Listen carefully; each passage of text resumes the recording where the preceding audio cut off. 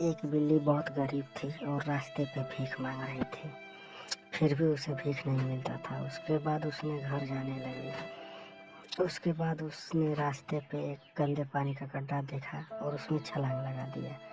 उसके बाद गई एक दुकान पे। अंदर जाने के बाद देखा तो ढेर सारे खाने का सामान पड़ा था, लेकिन वो ले नहीं पाई। फिर भी चुराने की कोशिश की, चुरा रही थी। तभी दुकान का मालिक देख लिया। उसके बाद उसे दौड़ा कर मारा, वो ज़मीन पे गिर पड़ी। उसके बाद दुकानदार ने देखा कि बिल्ली रो रही थी, गरीब थी। उसने ब्रेड दिया। उसके बाद बिल्ली धीरे धीरे अपने घर की तरफ जा रही थी। रास्ते में सोचते हुए जा रही थी।